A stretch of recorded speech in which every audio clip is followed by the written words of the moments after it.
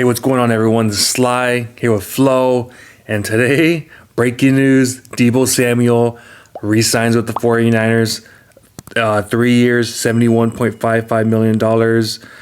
It could be up to 73.5, $58.1 million guaranteed. So I think they said he's going to be like the sixth highest wide receiver in the game. Flo, we've been talking about this for months, man. Ups and downs. People are saying keep him. People are saying get rid of him. What do you think about this, man? What are your thoughts? Yeah, man, obviously this is awesome. I'm liking the fact that I believe we are going to have the rights to Deebo till he's, 29, I believe it was. So we're going to have him for pretty much his prime, or at least midway through his prime. Me and you, we sat through the Terrell Owens saga when we traded him away just to see him, 2 years later? Or no, 1 year later, they went to the Super Bowl. And so we never got really peak T.O., even though he was great with us from the beginning. And we didn't want to see that again. We wanted Deebo Samuel.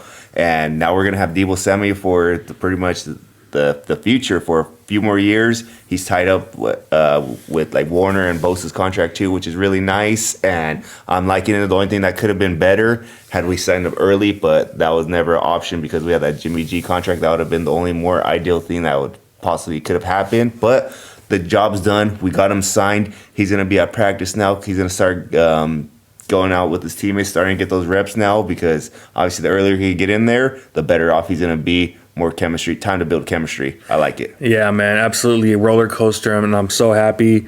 Oh, man, just video after video talking about what's Deebo doing. Deebo's following the Raiders. What the heck's going on? Deebo wants a trade. And I remember that the day before, man, the day before the draft, I remember Grant Cohn talking about a video saying we gotta trade Deebo now for the 10th pick. And I remember I went off, man. I was like, hell no, we don't do that. I was like almost screaming to the top of my lungs. I think that video got like 7,000 views. 7 million, I wish. 7,000 views. So it was one of my best videos, just talking about how I don't want to get rid of Deebo Samuel. I just didn't want to do it. And I think Trey Lance, he's been having ups and downs through training camp, but after having Deebo now, it's going to get a whole lot better, man. It's going to get a whole lot better. And he's a security blanket, man. He basically led us to the NFC Championship game. Him and that defense were the two main reasons why we went to the NFC Championship game. So I'm glad, man, we have him for the next 4 years, it's looking like. And I'm excited, man. I really am. I think that this was a match made in heaven. And deep down, I really believe that John Lynch was listening to one of our videos when we kept saying, don't get rid of the stud. And he's here, baby. He's here. Yeah, and it makes sense, man. Freaking Deebo Samuel and the Kyle Shanahan offense, he just adds another level to that offense. Obviously, Kyle Shanahan's great at schemes and everything, but even with as great as your schemes is, if you don't have that talent around you to go out there and execute, it doesn't really matter. It's just great ideas. But Deebo Samuel could really make those ideas come to fruition, and we saw it all last year, man. He was essentially our offense.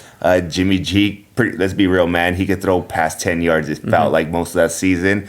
And still, Deebo Samuel's cracking off 40, 60-yard touchdowns off little slants, So now he's going to have a quarterback who could throw him the ball in space. He's not always going to just have to bruise through freaking contact just to get those yak yards. I can't wait to see what he does.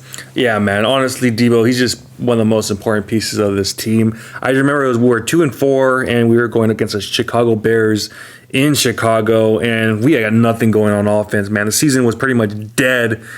Chicago was beating us. Like Jimmy G just throws like a little screen or whatever to Deebo, and Deebo he takes it to the house, and our season completely turns around because of that play, man. Completely turns around. So I know a lot of fans were hurt, man. A lot of fans were saying, get rid of him. Deebo, he's a bum. He's this, he's that. I just couldn't do it, man. I'm like, hell no, man. You keep this guy. I don't care what the heck this guy wants. I don't care if he wants a trade or whatever. You keep him. I don't care if people are saying you hold him hostage. I don't care what it is. He's under contract, man. You don't get rid of guys like that. I've seen it before. We've talked about it before a million times. T.O., we should have kept him, man. We should have kept him. You don't get rid of your stars. If you do that, man, you're just recipe for disaster, man. I did an analogy when me were both talking about the Lakers, Kobe Bryant, man. When Kobe wanted to get traded, I remember I was on the forefront. You do not get rid of Kobe because you need to win championships. You don't win championships by getting rid of your best players. And that's how I felt. It felt like this deja vu was going on over and over when I was a kid, when Kobe wanted to get traded. And what happens? Our owner said, hell no, we're not doing it. And you know what? I got to give credit to John Lynch. I got to give credit to Kyle Shanahan, they were big guys, man. And they said no, they weren't panicking. They weren't listening to the media. A lot of the fans were saying to get rid of him. And you know what? They stuck to their guns. So as much as I do criticize Kyle Shanahan and John Lynch sometimes, this one, I just got to give them credit, man, because they stuck to their guns. They didn't listen to those guys. Mike Tannenbaum's of ESPN kept saying, get rid of him. Hell no. We held on, and it was a great idea, man. Yeah, likewise. And imagine if we would have just gave up on that 10th overall selection, that could potentially have been a bust. Even if we got the 10th and a 3rd, that's still not a Deebo Samuel. It's not going to return you a Deebo Samuel. Let's be honest, man. That guy's an all-pro player. It's hard to replace those type of guys. And I'm going to give you an example. Look at the Tennessee Titans. What's receiver they got from Arkansas or somewhere? He gets traded for AJ Green, and he's up there in the rookie minicamp throwing up, dying. He can't even breathe, you know. And he was basically the switch for AJ Green. We could have got that. We probably would have got him, you know. So it's like, dude, you can never judge how these draft picks are going to do. You know, same thing with Buckner, man, right? As much as I love Kinlaw, you know, I think he's going to be a stud, and I've always defended him. We did the same thing with Buckner, and that so far hasn't worked out. You know, Buckner's been at 3 straight Pro Bowls, 2 straight Pro Bowls since he's left us. So, I mean, it wasn't a good idea, and I think John Lynch, he learned from that.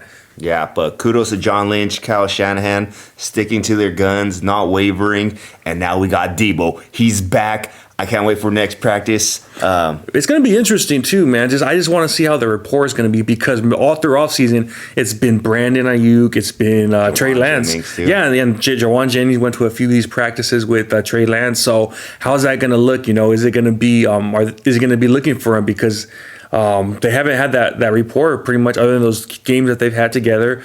But I want to see. I can't wait. I kind of want to go to training camp now just to see. I want to see Deebo there, and I want to see him on the field, seeing how he's looking with Trey Lance. But Trey Lance, you got to give him credit, man. The day that we did not trade for Deebo Samuel, he was going at it with a Ravens player, Jefferson, because he was like, "Oh, Deebo's leaving he's going to the Jets in a few hours." And then after it was all said and done, Trey Lance was like, "Stop it, dog. Stop it. He ain't going anywhere. He ain't going anywhere." So Trey's happy. I know Deebo's happy. He got his money. And I think the 49er fan base as a whole, we're pretty happy, man.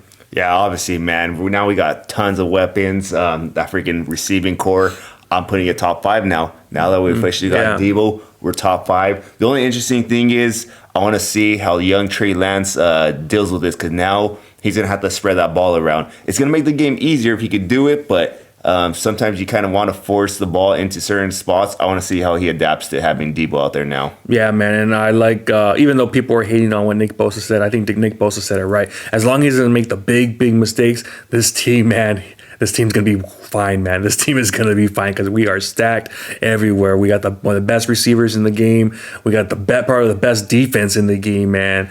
One of the best tight ends in the game. Best left tackle in the game. So honestly, let's be real, man. Even though the pressure's on Trey Lance, it's Super Bowl or bust, man. We have the talent to win the Super Bowl this year. So, and now with Deebo Samuel, get your popcorn ready. It's time, baby. Quest for 6. Let's go. Quest for 6 begins now. Deebo Samuel, welcome back. Enjoy that bag. You deserved it. You worked for it.